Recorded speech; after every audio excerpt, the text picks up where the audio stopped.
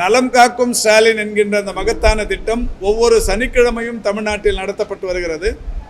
அந்த முகாம்களை பொறுத்தவரை கடந்த மாதம் 2ஆம் தேதி மாண்புமிகு தமிழ்நாட்டின் முதலமைச்சர்களால் தொடங்கப்பட்டு தமிழ்நாட்டில் இருக்கிற வருவாய் மாவட்டங்கள் 38லும் ஒரு வாரத்திற்கும் 38 என்கின்ற வகையில் நடைபெற்று கொண்டிருக்கிறது. முதல் வாரம் 38 முகாம்கள் நடத்தப்பட்டது. அதற்கு அடுத்த சனிக்கிழமை 36 இடங்களில் நடத்தப்பட்டது. சென்னை, ஊட்டி நீங்களாக 36 நடத்தப்பட்டது. அதற்கு அடுத்த வாரம் 38 நடத்தப்பட்டது. போன வாரம் 38 நடத்தப்பட்டது.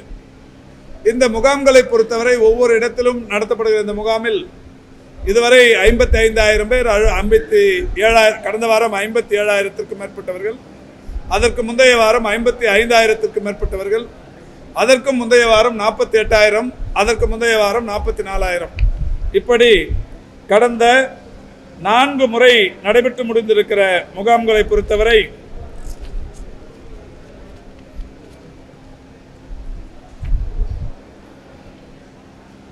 கடைசியாக நடந்தது 30.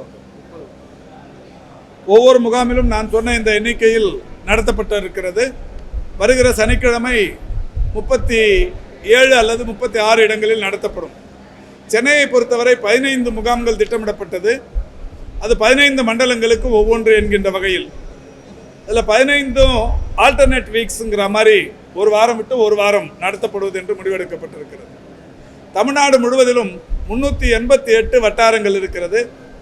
ஒரு வட்டாரத்திற்கு 3 என்கின்ற விகிதத்திலும் 10 லட்சத்திற்கும் மேற்பட்ட மக்கள் தொகை கொண்ட 5 மாநகராட்சிகளில் தலா 5 என்கின்ற வகைகளிலேயும் 10 லட்சத்திற்கும் குறைவான மக்கள் தொகை கொண்ட 19 மாநகராட்சிகளில் தலா 4 என்கின்ற வகைகளிலேயும் வட்டாரத்திற்கு 3 என்கின்ற வகையிலேயும் 1256 முகாம்கள் நடத்தப்படவிருக்கிறது. அடுத்த வருடம் 2026 ஜனவரி 15க்குள் இந்த 1256 முகாம்களும் நடத்தப்பட்டுவிடும். இல்லை, அவர் தொடர்ச்சியாக மருத்துவ கண்காணிப்பில் இருக்கிறார். அவருக்கு அந்த மூச்சு விடுவதில் ஏற்பட்டிருக்கிற அந்த சிரமம், இன்றைக்கு ட்ரக்கியாஸ்டமி என்கின்ற அந்த தொண்டையில் ஒரு ஆப்ரேஷன் செய்து மூச்சு விடுதலை எளிதாக்குகிற ஒரு கருவி பொருத்தப்படவிருக்கிறது. அந்த பணி இன்றைக்கு நடைபெற்று கொண்டிருக்கிறது. மருத்துவர்களின் தீவிர கண்காணிப்பில் இருக்கிறார்.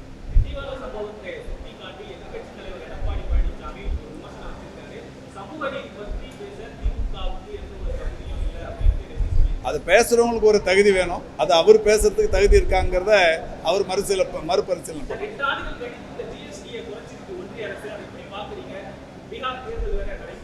இது இவ்வளோ ஜிஎஸ்டியை ஏற்றினது அவங்க தான், குறைக்கிறதா சொல்கிறதும் அவங்க தான். ஏற்றிருக்கவும் வேணாம், இவ்வளோ நாள் மக்களை பாதிப்புக்குள்ளாக்கியிருக்கவும் வேணாம்.